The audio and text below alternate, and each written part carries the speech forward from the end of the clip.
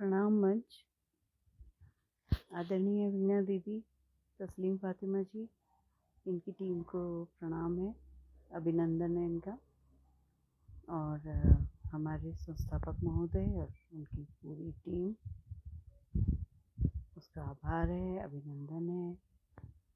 और मंच पर आ गई हूँ निनाद करने।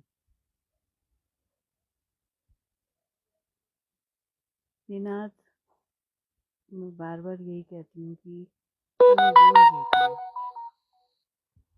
निनाद अनुगूंज होती है किसी भी भावना की, किसी भी विचार की, जो कि प्रस्फुटित हो जाता है दिल के किसी कोने से।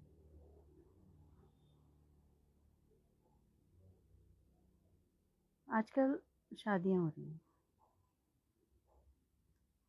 शादियां हो रही हैं, और जिन बच्चों की शादियां नहीं हो रही हैं, उनके जो बड़े लोग हैं वो परेशान हैं। शादी ठहर गई है, करनी कैसे है, कैसे इतना खर्चा करेंगे, क्योंकि आज की शादियां बहुत महंगी, बहुत ही महंगी हो गई है। आम आदमी के हाथ में तो रही नहीं बात। इसका हल तो यही है कि जब बच्चा पैदा हो तब से पैसे जोड़ने शुरू कर दिए जाएं। शादी का खर्चा अलग, बच्चे को पढ़ाने लिखाने का, अपने पैर पे खड़ा करने का खर्चा अलग। पहले लड़कियों के लिए होता था कि लड़की की शादी है, लड़की पैदा हुई है तो उसके लिए पैसा जोड़ना है, क्योंकि शादी में दिक्कत आने वाली है। लेकिन आज ऐसा माहौल बन गया है, ऐसा माहौल हो गया है कि शादी में लड़के वालों को भी चिंता होती है, जिनका बच्चा होता है उनको भी चिंता होती है, जिनकी लड़की है उनको तो चिंता होगी। तो शादी पहले गांव में कभी होती थी 5-5 दिनों की शादियां, लेकिन वहाँ ऐसे खर्चे नहीं थे, सीधे साधे ढंग से शादियां होती थी। परिवार के परिवार एक साथ रहते थे। जो गांव की शादियां मैंने भी देखी, गांव में भी, गांव के पूरा साबका मेरा था, तो वहाँ पर गांव के सब घरों में मेहमान टिका दिए जाते थे। उसके बाद समय पर सब लोग आते थे, सम्मिलित होते थे, और पूरे गांव की बेटियां हो गई, पूरे गांव के रिश्तेदार हो गए, तो वो अच्छे से एक शादी निबटती, और निबटती भी है, अभी भी है गांव में ऐसा रिवाज।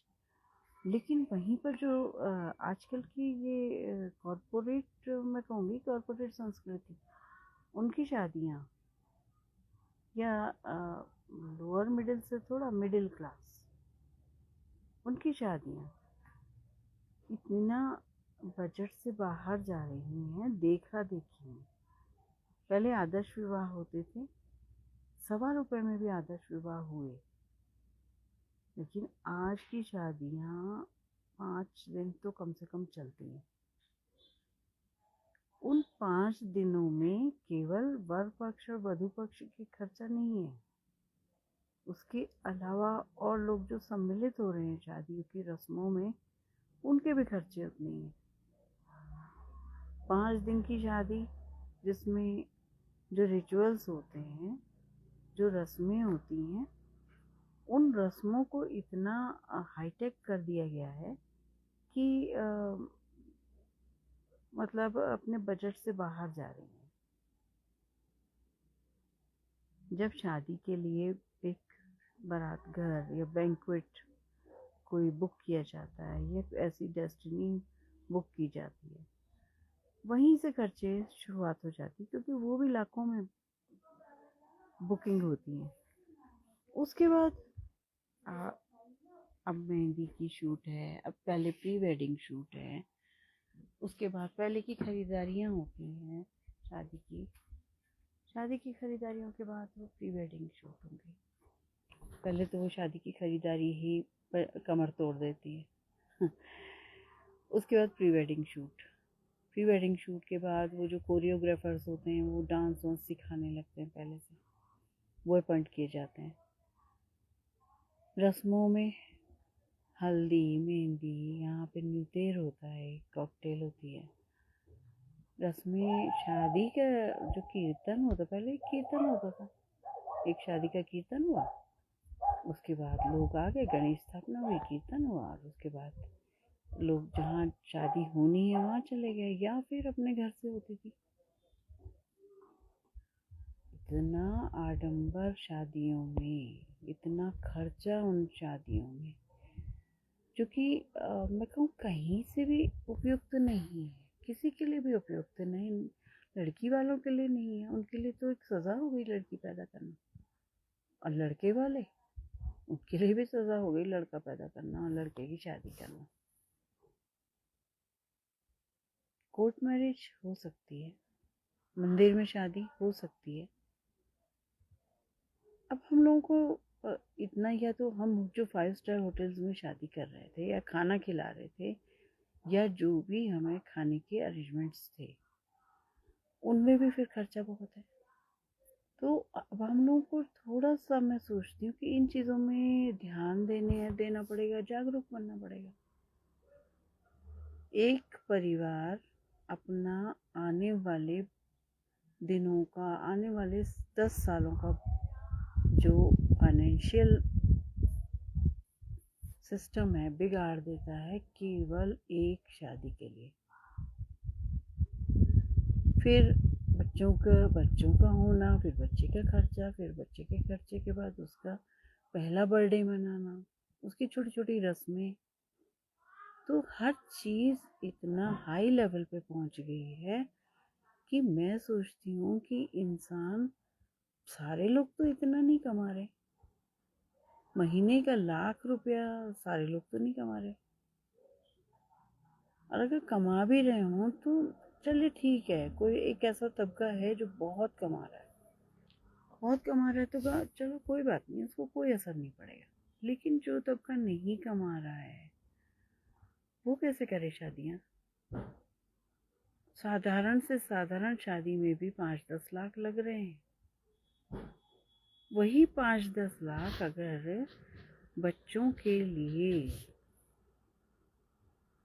कोई स्कीम, कोई एफडी, या कोई बैंक की कोई स्कीम ली जाती, तो क्या दिक्कत थी? वो पैसे का वेस्टेज है। ये जो शानो शौकत है, ये तो किसी काम नहीं आएगी ना। आपने लोन लिया शादी के लिए, आपको लोन तो चुकाना पड़ेगा। शादी तो हो जाएगी, शादी होके वो बच्चे खुश भी हो जाएंगे, वो बच्चे अपनी अपनी लाइफ जीने लगेंगे। कर्जा किस पे रहा? जिन्होंने अपने नाम से कर्जा लिया। उसका नतीजा बहुत, कभी कभी लोगों को डिप्रेशन, कभी कभी लोगों को हाइपरटेंशन, कभी कभी लोगों को सीवियर अटैक, कार्डियक अरेस्ट। ये सब चीज़ें जब हो रही हैं, वो क्यों हो रही है? क्योंकि हम लोग टेंशन लेते हैं। अब वो टेंशन तो नेचुरल है कि होगा, जब आप अपनी हैसियत से बढ़कर काम कर रहे हैं, केवल एक समाज के, मैं कहूँ कि आवरण को, आवरण ढकने के लिए अपने ऊपर। ठीक है, अगर मेरे पास पैसा नहीं है तो मैं अपने बच्चे की शादी इतनी धूमधाम से कैसे करूं? अब मेरे बच्चे को भी पता होना चाहिए कि मेरी माँ के पास पैसा नहीं है उतना, तो वो भी अपनी समझदारी से उतना खर्चा कम करवाए। कुल मिलाकर एक हम जो नकली दुनिया जी रहे हैं ना, जिसमें नकल ही नकल है, जिसमें केवल दिखावा ही दिखावा है, तो कहीं मतलब ये चीज़ें सही नहीं है। मुझे भी लग रहा है कि सही नहीं है, क्योंकि वास्तव में सही नहीं है।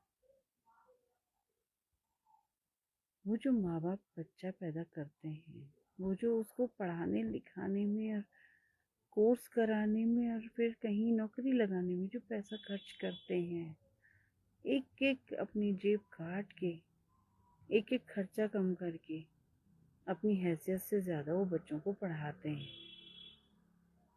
वहीं वो लड़की जिसकी शादी होनी है वो उम्मीद रखती है कि मेरे माँ बाप मेरी शादी इतनी बढ़िया करेंगे जिससे लोग देखते रह जाएं, सोचते रह जाएं कि उसकी शादी, या मेरा ससुराल पक्ष बिल्कुल अभिभूत हो जाए, बिल्कुल हिप्नोटाइज हो जाए।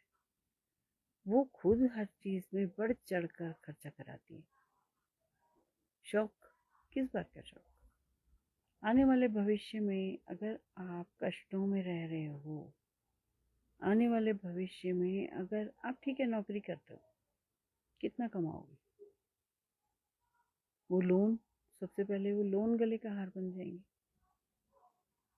जो आपकी शादी के लिए लिए गए। तो अगर वो आप थोड़ी जिम्मेदारी समझते हो तो अपने ऊपर भी लोगे वो लोन का खर्चा। वही लड़का है, लड़का दुगनी उसमें पिस जाता है क्योंकि शादी हुई है, उसको नई दुल्हन मिली है, नई दुल्हन नया परिवार, उस नए परिवार की भी उम्मीदें हैं उससे, अपने परिवार की भी उम्मीदें हैं। जो अपना परिवार है वो इस आशंका में भी रहता है कि यह क्या पता ये हमारे लिए कुछ करे ना करे, ये तो इसकी शादी हो गई है। तो कहीं परेशानी सबके लिए होती है, केवल एक शादी में। तो मेरा मानना यही है कि अगर शादी करनी है समझदारी से, कोर्ट मैरिज या मंदिर की मैरिज, मंदिर की मैरिज या कोर्ट मैरिज इसलिए क्योंकि दोनों ऑथेंटिक हैं। बाकी ये जो दिखावेबाजी है ये ना भी हो तो क्या फर्क पड़ता है? कौन हमेशा किसी की शादी को याद रखता है? दो परिवार मिलते हैं, दो परिवारों को याद रखना होता है अपना संबंध, अब वही अटूट संबंध होता है, बाकी उसके अलावा नहीं। तो इसके साथ ही निनाद यही समाप्त करूंगी।